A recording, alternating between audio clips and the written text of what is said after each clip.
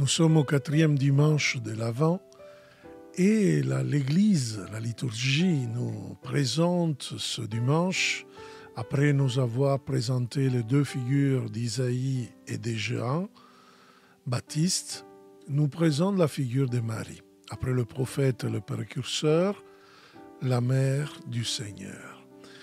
Et dans ce cycle liturgique, nous voyons particulièrement l'évangile de Luc, premier chapitre, versets 39-45, avec des détails qui sont des vers coups de pinceau de l'évangéliste, que nous donne une figure douce, silencieuse et en même temps très concrète pour intensifier et concentrer notre attente dans ce temps d'avant de la naissance du Sauveur. Dans les dimanches qui ont précédé, on a contemplé le Rédempteur de loin, maintenant avec le regard d'Isaïe qui le voit arriver comme du ciel, hein. Après le regard de Jean-Baptiste qui l'attendait dans le désert. Maintenant, on est invité à fixer un point précis, au mieux une personne, la Vierge Marie. Et avec les mots de Saint Paul aux Éphésiens, chapitre 3, verset 9, nous pouvons dire « Celui qui doit venir est déjà venu, le mystère caché des siècles en Dieu, eh bien, maintenant, il est caché à Marie. » Donc, si l'Avent veut dire vraiment attente du Christ, Marie est l'attente par excellence, et l'attente en personne. L'attente a pour elle un sens concret, délicat, mais très, très réaliste, comme pour toute femme qui attend la naissance de son bébé. Et ainsi, nous pouvons vraiment prendre la figure de Marie dans cette imminence de la fête de Noël comme quelqu'un qui peut nous accompagner et peut nous aider à mieux préparer cette festivité de cette année de Noël. Alors, allons directement dans notre évangile de Luc, l'unique des évangiles à parler de cette figure de la Vierge Marie, avec des particularités, je dirais, que nous prenons surtout aujourd'hui dans les versets de 39 jusqu'à 45. On va voir le contexte. Le contexte est sûrement très intéressant. Un contexte qui démarre dans l'Annonciation. Donc l'archange Gabriel avait demandé à Marie de collaborer au dessein de Dieu pour devenir la maître du Fils, la mère du Fils. Et Marie fait quelque chose d'absolument inconcevable pour la culture de l'époque. Et encore aujourd'hui, je pense, très particulière, très forte, très déterminée, même pour des jeunes d'aujourd'hui. Mais particulièrement dans la culture de l'époque, Marie n'était pas autorisée à prendre aucune décision à l'âge de 14 ans, avec la promesse d'un époux. Je vous rappelle les deux phases du mariage du temps. Marie était promesse, donc la première phase, la promesse à Joseph. Et en plus, elle était à 14 ans, était enceinte, donc à partir de la venue de l'archange Gabriel. Elle n'a pas demandé ni consulté ni l'approbation du père, ni celle de son mari. Et voilà, elle a pris des décisions dans sa détermination. Ne demande à aucun homme. Là, nous voyons vraiment la folie, la force de cet évangile. Depuis 2000 ans, il va dire que l'Église est l'unique à parler de la force qu'une femme peut avoir à être un exemple pour toute une société, pour toute l'Église, à vraiment Ne pas chercher simplement la consultation, l'approbation, qui c'est très bien, je ne vais pas dire le contraire, mais la Vierge n'a pas besoin, vu qu'elle a reçu un appel spécifique de Dieu, n'a pas besoin, bien sûr, d'être confondue, d'aller avant et en arrière, de pouvoir comprendre encore davantage ces bases sur les paroles très fortes que l'ange Gabriel a fait dans sa vie, et comme ça, elle va les suivre. Et nous voyons à ce jour-là, Marie s'est mise en route et s'est rendue avec empressement. J'aime bien ces choses parce que s'est mis en route, déjà, ça veut dire qu'il s'est mis debout. Elle rentre vraiment dans la résurrection. Ce mot résurrection, être debout, se mettre en route, ça veut dire quelque chose de concret, et la femme de la résurrection. Il ne se fait pas avoir par toutes les problématiques qui peuvent engendrer l'annonciation.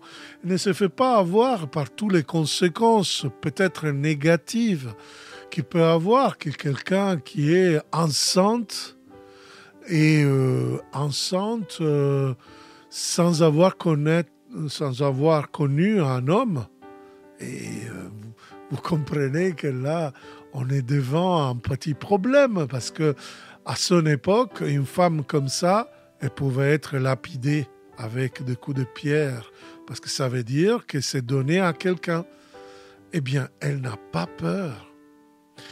Elle va décider avec détermination, avec une décision qui ne va pas demander à l'homme parce qu'elle ne se sent pas soumise. Et ça donne beaucoup de force à chacun de nous aujourd'hui. Je répète depuis longtemps, dans l'Église catholique, au canon 911, c'est écrit que tout chrétien a droit à évangéliser sans demander la permission à n'importe quelle autorité. L'appel à l'évangélisation n'a pas besoin de demander à n'importe qui. Il n'y a pas de soumission, il n'y a pas de confusion dans cet appel.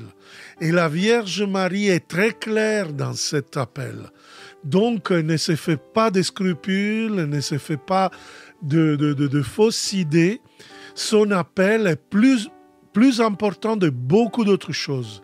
Donc, elle s'est mise vraiment en route, s'est mise en mouvement, parce que la parole de Dieu est claire. L'appel à l'évangélisation est clair. Il doit annoncer cette bonne nouvelle. Vous voyez, c'est complètement différent d'Isaïe et de Jean le Baptiste. On est encore dans l'Ancien Testament. Et cependant, déjà Isaïe et Jean le Baptiste annoncent des choses belles. Mais en effet, Jésus va être mis dans le sein de quelqu'un qui est comme une cloche de verre, on pourrait dire, quelque chose, une créature très fragile. Oui, mais pas le sexe faible. C'est celle que dans sa faiblesse va être vraiment vénérée, dit l'ange, qui va accueillir la vénération, la dévotion des autres. Mais attention bien, c'est elle qui se met en mouvement parce que tout appel a besoin de se mettre au service. Moi, je n'arrive pas à comprendre comment des gens qui reçoivent le baptême dans l'Esprit, qui reçoivent vraiment l'effusion du Saint-Esprit, qui ne comprennent pas que le Saint-Esprit arrive, que le Seigneur t'appelle simplement afin que tu te mets au service des autres.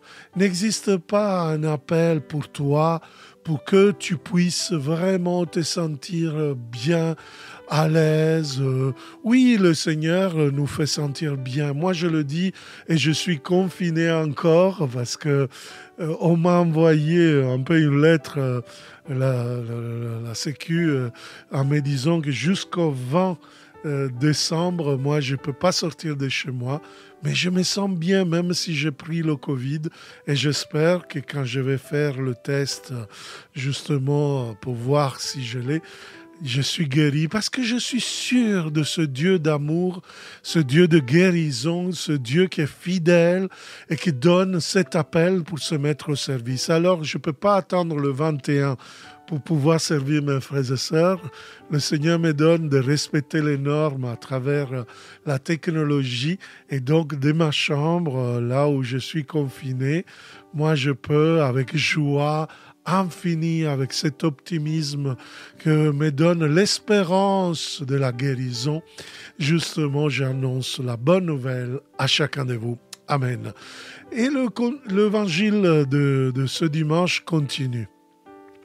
Elle entra dans la maison de Zacharie. Il nous dit qu'il rentre dans la maison. Et une chose que je n'ai pas dit, elle se rendit avec empressement. Vraiment, elle doit bouger. Elle n'attend pas. Elle ne va pas chercher la commodité. Regardez, elle va se rendre vers la région montagneuse. Dans une ville de Judée, on sait bien avec la traduction qui va vers la ville d'Ain Karem, où est né Jean le Baptiste, dans la maison de Zacharie.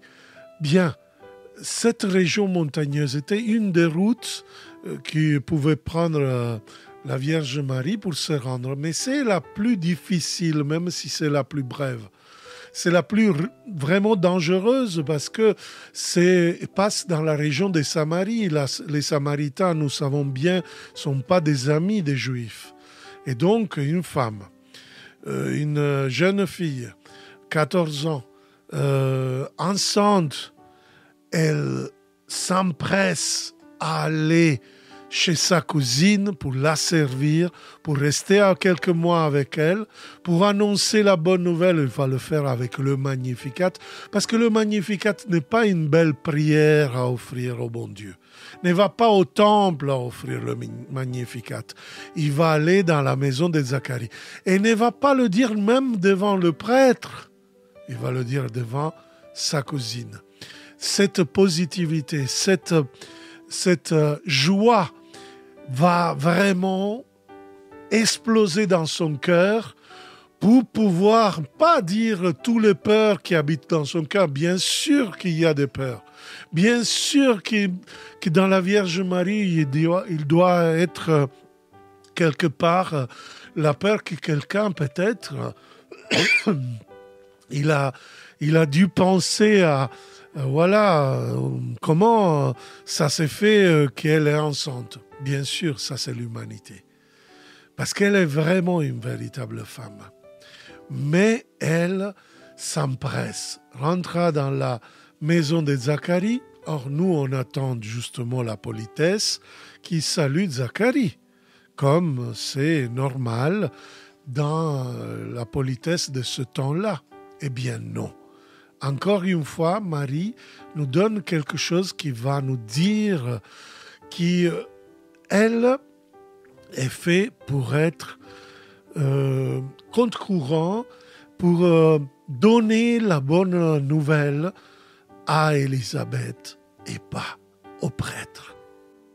Oui, parce que, en effet, Zacharie avait reçu la parole de Dieu quand il était au temple en train d'offrir l'encens. Mais il est devenu complètement muet. Donc ça, c'est un mauvais signe. Il entra dans la maison de Zacharie et salua Élisabeth. C'est incroyable. Marie entra et salua comme l'ange avait fait pour elle. Shalom lach.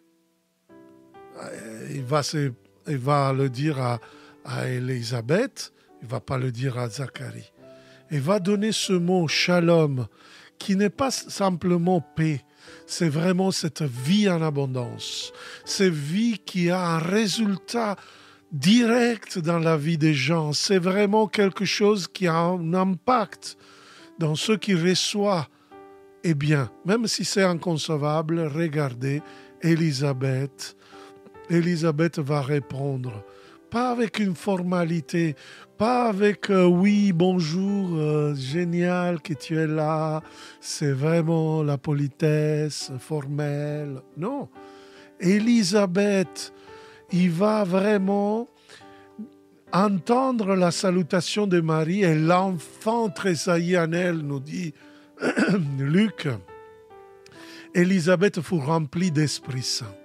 Quand nous vraiment nous annonçons dans notre appel vraiment la shalom de Dieu, la plénitude de cette positivité qui vient de Dieu, de ce bonne nouvelle qui vient de Dieu, ne peut pas être autrement, le Saint-Esprit se manifeste dans les autres.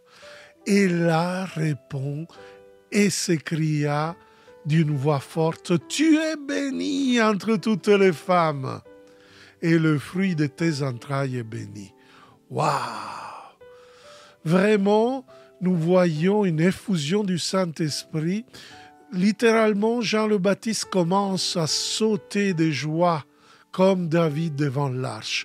C'est en effet toute une citation des livres des Juges que vous pouvez aller voir dans la visitation de l'arche devant quelqu'un, un serviteur qui arrive justement à dire comment le serviteur du roi vient jusqu'à moi.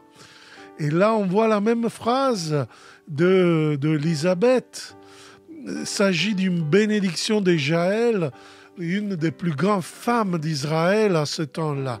Et on voit que Marie est l'arche de l'alliance, celle qui a en soi-même les signes du fait que Dieu, finalement, comme avait promis à Noé, je ferai plus descendre l'eau du châtiment, comme il avait dit en Isaïe, voilà, maintenant il est là, ce Messie d'Israël, que maintenant fait nouvelle toute chose et donne justement cette bonne nouvelle. Donc, d'où m'est-il donné que la mère de mon Seigneur vienne jusqu'à moi, jusqu'à moi. Ici, l'évangéliste écrit cette narration en tenant compte de ce grand épisode de l'histoire d'Israël, justement où l'arche, avec ses tables de l'Alliance, s'arrête à la maison de cette personne, Arauna. Et donc, pourquoi le Seigneur vient chez son serviteur? C'est un peu dans ce sens-là, la phrase d'Élisabeth. Car lorsque tes paroles de salutation sont parvenues à mes oreilles, l'enfant y a tressailli d'allégresse à moi. Heureuse es-tu. Waouh! Celle qui a cru à l'accomplissement des paroles qui lui furent dites de la part du Seigneur. Là, vous voyez, c'est une canonisation, on pourrait dire aujourd'hui. Vraiment, Élisabeth vraiment fait la louange de la Vierge Marie, car elle a cru. Et on peut voir un peu une critique vers son mari Zacharie, qui par contre n'a pas cru. Ce mari qui est devenu complètement muet, alors lui n'a pas cru.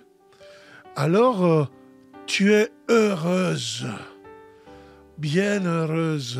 Nous savons que les bienheureux sont le premier pas pour être proclamés saints. Les saints sont des gens dans la joie, les gens dans la positivité, les gens qui ne critiquent pas, les gens qui transforment même le mal dans quelque chose de bien, les gens qui vraiment y vivent et annoncent une vie de bonheur, de béatitude.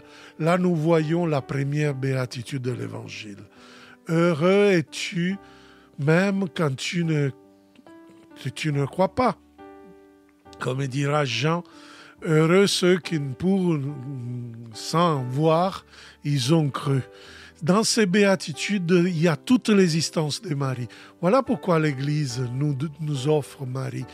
Et Marie vraiment nous pousse dans ce temps à être vraiment dans la joie, être complètement les disciples qui accueillent Jésus, qui se font disciples de Jésus le Fils, qui puissent l'annoncer véritablement. Et Marie, en effet, c'est vraiment quelqu'un qui a une place important au milieu de toute la communion des saints. Parce qu'en effet, c'est celle, comme dit Saint Bernard, la Vierge est celle, la voie régale, la voie royale pour laquelle le Christ Sauveur est venu. Et nous devons chercher d'aller vers lui, notre Sauveur, pour la même voie par laquelle il est venu vers nous. Et encore Saint Ambroise, il disait « Sois en chacun l'âme de Marie ». C'est quoi l'âme de Marie? C'est le Saint-Esprit. Pour magnifier le Seigneur, soit en chacun l'Esprit de Marie pour exulter en Dieu, notre Sauveur. Amen.